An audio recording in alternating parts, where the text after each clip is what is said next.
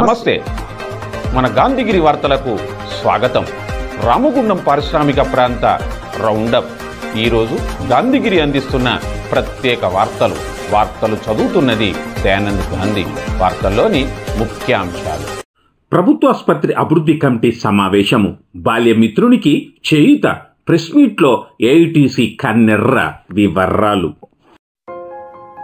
ఈ రోజు గాంధీగిరి వార్తలను సమర్పిస్తున్నది శ్రీకాంత్ కంటి దవాఖానా. హోల్బెల్ కు కంటిపాప, అన్ని వర్గాలకు వెలుగు కిరణం. డాక్టర్ శ్రీకాంత్ సారథ్యంలో వైద్య సేవల్లో శ్రీకాంత్ కంటి దవాఖానా. ఏప్రిల్ 15 నుండి ప్రతి గురువారం ఉచిత వైద్య నేత్ర శిబిరం.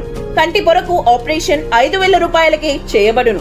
లక్కం భిక్షపతి కార్యనిర్వహణలో శ్రీకాంత్ కంటి దవాఖానా, లక్ష్మీనగర్, గోదావరికని. Phone number 8074911632. రామగుండం ప్రభుత్వ జనరల్ ఆసుపత్రిలో పారిశుద్ధ్య నిర్వహణకు అధిక ప్రాధాన్యత కల్పించాలని జిల్లా కలెక్టర్ కోయ శ్రీహర్ష అన్నారు. ఈరోజు జిల్లా కలెక్టర్ కోయ శ్రీహర్ష రామగుండం ప్రభుత్వ జనరల్ ఆసుపత్రి అభివృద్ధి కమిటీ సమావేశంలో స్థానిక ఎమ్మెల్యే మక్కాన్ సింగ్ రాజ్ ఠాకూర్, స్థానిక సంస్థల అదనపు కలెక్టర్ జె.అర్నశ్రీలతో కలిసి పాల్గొన్నారు. 16 అంశాల మీద చర్చ జరిపారు. రామగుండం వైద్య కళాశాల ఏర్పాటు, జనరల్ ఆసుపత్రి ద్వారా ప్రజలకు అందిస్తున్న వివిధ స్పెషాలిటీ వైద్య సేవలు, ప్రస్తుత ఆసుపత్రికి ఉన్న అవసరాలు మొదలగు అంశాలను జనరల్ ఆసుపత్రి సూపరింటెండెంట్, వైద్య కళాశాల principal doctor Himabindu Singh PowerPoint presentation ద్వారా వివరించారు. ఈ సందర్భంగా జిల్లా కలెక్టర్ కోయ శ్రీహర్ష మాట్లాడుతూ జనరల్ ఆసుపత్రిలో అవసరమైన మౌలిక వసతుల కల్పన, లాజిస్టిక్ ఏర్పాటుకు చర్యలు తీసుకుంటామన్నారు. ఆసుపత్రి ద్వారా ప్రజలకు వైద్య సేవలు మరింత మెరుగ్గా అందే దిశగా వైద్యులు, స్టాఫ్ నర్సులు, ఆసుపత్రి సిబ్బంది పనిచేయాలని కలెక్టర్ సూచించారు. ఆసుపత్రిలో పారిశుద్ధ్య నిర్వహణ చాలా వరకు మెరుగు కావాల్సిన అవసరం ఉందని, పారిశుద్ధ్య కాంట్రాక్టర్ను నిరంతరం పర్యవేక్షిస్తూ అవసరమైన మేరకు పారిశుద్ధ్య కార్మికులతో ఆసుపత్రి పారిశుద్ధ్య నిర్వహణ పకడ్బందీగా అమలు చేయాలని కలెక్టర్ ఆదేశించారు. పారిశుద్ధ్యంలో గణనీయమైన మార్పు రాని పక్షంలో అవసరమైతే కాంట్రాక్టర్ను కూడా రద్దు చేయాలని కలెక్టర్ సూచించారు. ఆసుపత్రికి వచ్చే రోగులతో కింది స్థాయి సిబ్బంది ప్రవర్తించే తీరును నిరంతరం పర్యవేక్షించాలని, రోగులతో వారి సహాయకులతో సిబ్బంది ఓపికతో ఉండే విధంగా చూడాలన్నారు. ఆసుపత్రిలోని వివిధ విభాగాల పనితీరును ప్రతి వారం రివ్యూ చేయాలని కలెక్టర్ అధికారులను ఆదేశించారు. ఆసుపత్రిలో ఆర్ఎంఓలకు ప్రత్యేక నిధులను కేటాయించాలని కలెక్టర్ తెలిపారు. రామగుండం వైద్య కళాశాలలో ర్యాగింగ్ ఎట్టి పరిస్థితుల్లో జరగకుండా పకడ్బందీ చర్యలు తీసుకోవాలని కలెక్టర్ శ్రీ కోయ హర్ష సూచించారు. రామగుండం మెడికల్ కళాశాలకు అనుసంధానంగా నిర్మిస్తున్న 355 పడకల ఆసుపత్రి నిర్మాణ భవనం సకాలంలో పూర్తి చేయాలని, వచ్చే జూలై నాటికి ఆసుపత్రి భవన నిర్మాణ పనులు పూర్తయ్యే విధంగా చూడాలని కలెక్టర్ పేర్కొన్నారు. ఈ సమావేశంలో పాల్గొన్న రామగుండం శాసనసభ్యుడు మక్కాన్ సింగ్ రాజ్ ఠాకూర్ మాట్లాడుతూ ఆసుపత్రిలో రోగులకు అందించే నాణ్యమైన వైద్యంతో పాటుగా సిబ్బంది ప్రవర్తన తీరు కూడా ముఖ్యమన్నారు. పారిశుద్ధ్య అంశంపై ప్రత్యేక శ్రద్ధ వహించి ఆసుపత్రి పరిసరాలను పరిశుభ్రంగా ఉంచే విధంగా చూడాలని అధికారులకు సూచించారు. ప్రజలకు మెరుగైన వైద్య సేవలు అందించాలని, దానికి అనుగుణంగా ఆసుపత్రి అవసరమైన మౌలిక వసతుల కల్పనకు చర్యలు తీసుకుంటామని ఎమ్మెల్యే పేర్కొన్నారు. ఈ సమావేశంలో మేయర్ బంగి అనిల్ కుమార్, జనరల్ ఆసుపత్రి సూపరింటెండెంట్ డాక్టర్ దయాల్ సింగ్, ప్రజాప్రతినిధులు, సంబంధిత వైద్య అధికారులు తదితరులు ఉన్నారు. August 2022. So after we taken over, we started specialities as the faculty is joining us. 16 specialities have been started with 3 super specialty departments, and we are giving round the clock emergency services in the hospital.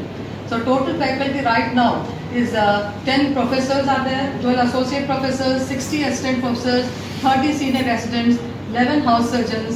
We have luckily few RMOs have joined recently. There were only 2 RMOs. Now we have 5 RMOs. Nursing staff, we have a very good number, 365. A huge number has joined the General Hospital. Ministerial staff 23, technical staff 16, security sanitation are 124, outsourcing other staff is 20. But still we have deficits of faculty around 90. We will be taking in walking interviews, that's why we are doing repeatedly. So they have given us conditional approval actually to take in this 150 new batch. So 3 committees have been formed, sir. కష్టాల్లో ఉన్న స్నేహితుడికి బాల్యమిత్రులు భరోసా కల్పించారు.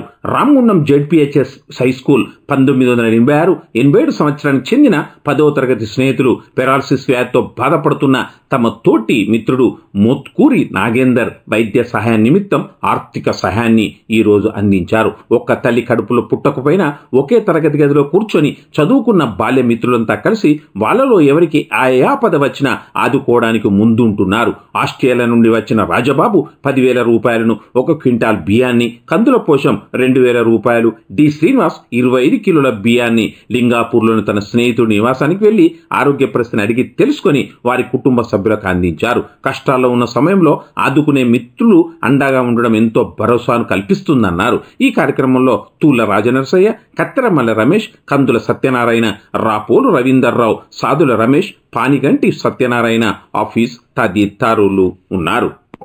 So మన బాల్యమిత్రుడు అయినటువంటి నాగేందరు అనారోగ్యరీత్యా బాధపడుతున్న సందర్భంగా మన friends అందరం కలిసి ఉమ్మడిగా అందరం వచ్చేసి వీలైనంత సహాయం చేయాలనుకొని 1 క్వింటలు 25 కిలోల బియ్యము 12,000 రూపాయలు చెల్లించడం జరిగినది.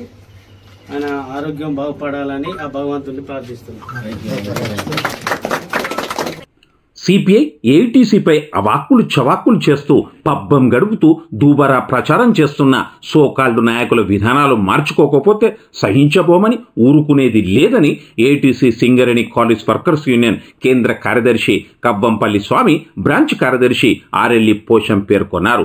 గోదావరికన్ ప్రెస్ క్లబ్లో ఈరోజు జరిగిన ప్రెస్ మీట్లో వారు మాట్లాడారు. బస్టాండ్లో గత 10 రోజుల క్రితం జరిగిన సంఘటనను బూచిగా చూపెడుతూ సిపిఐ ఏఐటీసీపై కొన్ని కార్మిక సంఘాలు, ఓ దళిత సంఘం నేత పనిగట్టుకుని చరిత్ర కలిగినటువంటి సిపిఐ ఏఐటీసీపై దుష్ప్రచారం చేయడం దుర్మార్గపు చర్య అని విమర్శించారు. ఒక కుటుంబ సమస్యను దళిత సమస్యగా చిత్రీకరించి ఆయా నాయకులు రాక్షసానందాన్ని పొందుతున్నారని వారు పేర్కొన్నారు. ఈ ప్రెస్ మీట్లో నాయకులు ఎంఏ గౌస్, సంఖ్య అశోక్, రంగు శ్రీనివాస్, మానాల శ్రీనివాస్, పర్లపిల్లి రామస్వామి, గుర్రం ప్రభుదాస్, మోదుల సంపత్, ఠాని రాజబాబు, సిర్రి మల్లికార్జున్, ఉప్పులేటి తిరుపతి తదితరులు ఉన్నారు.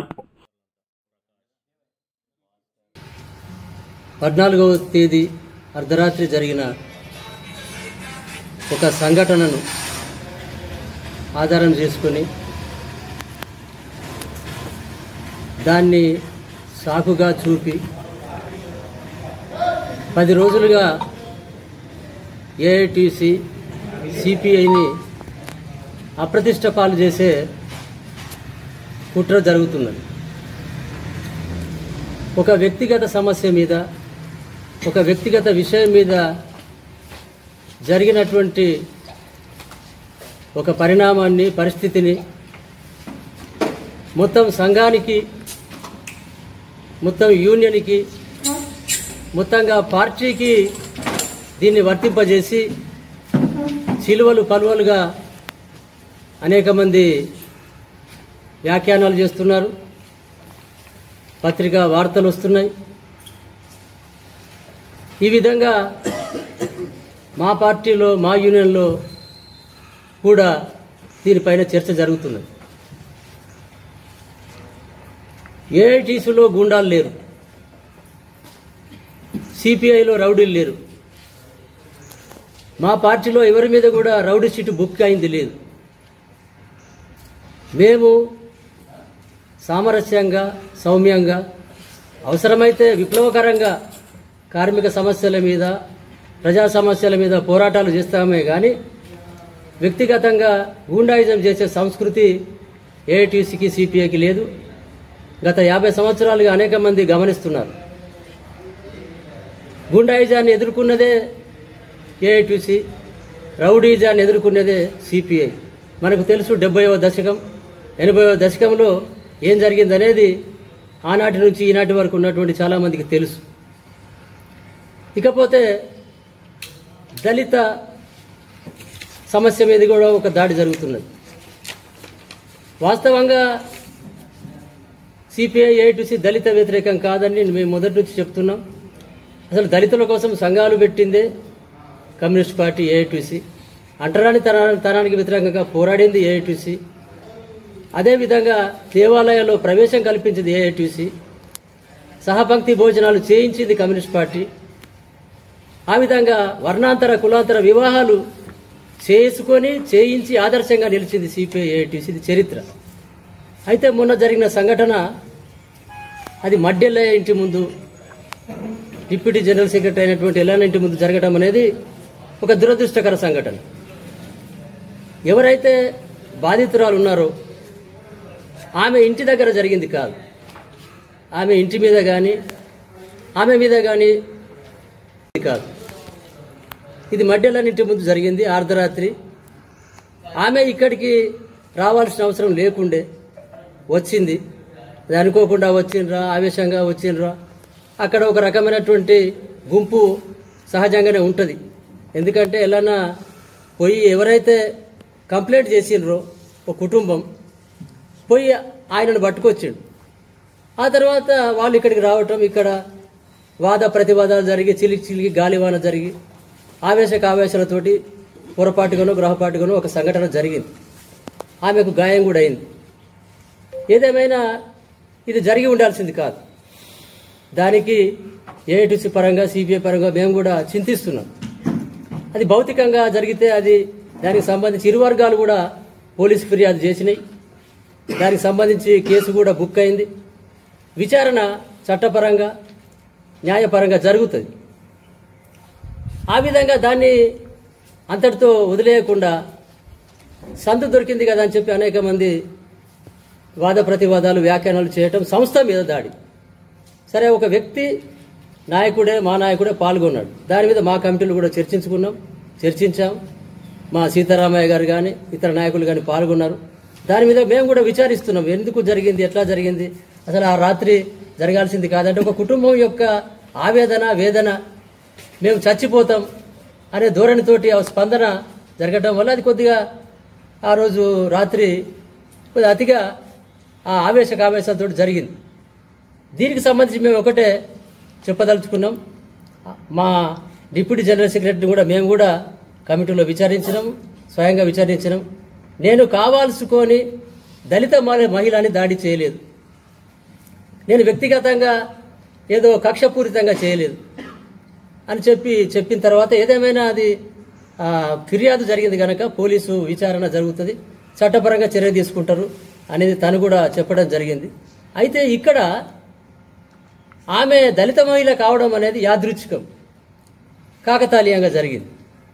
దళిత మహిళ కాబట్టి దాడి జరిగింది అనేది కాదు. నేను దళితున్నే, 50 సంవత్సరాలుగా నేను పనిచేస్తున్న గట్టయ్య గారు కూడా దళిత స్థానంలో ఉండి నాయకత్వ స్థానానికి అనేక చోట్ల దళిత నాయకులు ఉన్నారు.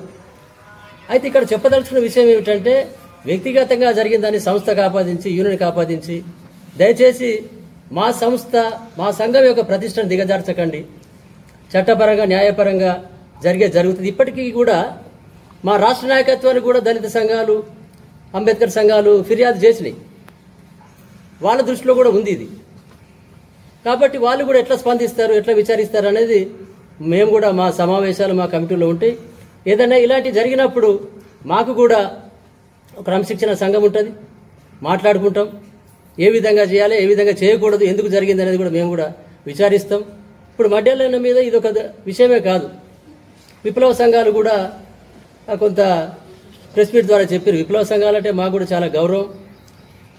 అందరం విప్లవం కోసం పాటుపడ్డ వాళ్ళమే. ఇప్పటికీ అందరం చీలిపోయినా కలిసి ఉందాం, కలిసి పోరాటాలు చేద్దాం, ఐక్య పోరాటాలు చేద్దామనే దాంట్లో సిపిఐ ముందున్నది. అందుకని వాళ్ళకు కూడా చెప్పినాం. దళిత సంఘాలతో కూడా స్వయంగా నేను కూడా మాట్లాడినా. మనం కూర్చుందాం, మాట్లాడదాం, తప్పు ఒప్పు ఎవరిది విచారిద్దాం. ఎవరిదైనా తప్పు ఒప్పు ఉంటే దానికి సంబంధించి కూడా ఏదైనా చింతించడమా, విచారం ప్రకటించడమా, ఏ విధంగా చేద్దామని కూడా సామరస్యపూర్వకంగా పోదాం.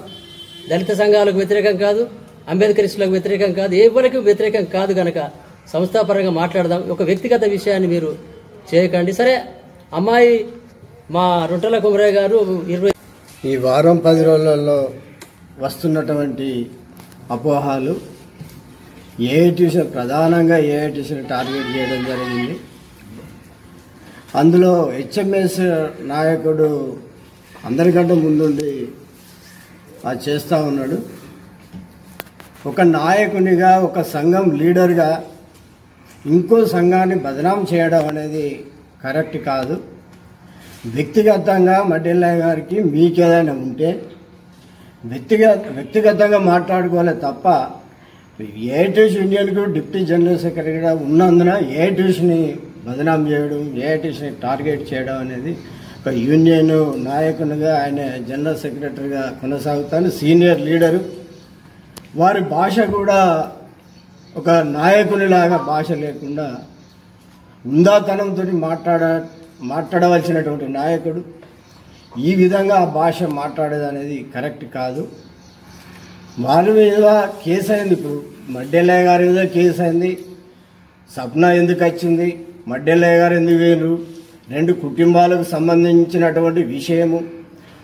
ఆమె పిల్లలు దేవేందర్ రెడ్డి అనే అటువంటి పిల్లలు భార్య వచ్చి ఈ నైట్ వాళ్ళు ఏమైనా చేసుకుంటారన్న ఉద్దేశంతో ఆయన ఒక పెద్ద మనిషిగా అనుకొని పోయిండు తప్ప వారిద్దరిని కలపాలి, 2 కుటుంబాల విషయం, కుటుంబాలు ఖరాబ్ అయితే అన్న ఉద్దేశంతో పెద్ద మనిషిగా పోయినటువంటి విషయంలో అది కొంచెము సంఘటన జరిగినంత మాత్రం ఒక యూనియన్ నాయకుడి పైన టార్గెట్ చేసి చేయడం అనేది ఇది కరెక్ట్ అయిన విధానం కాదు.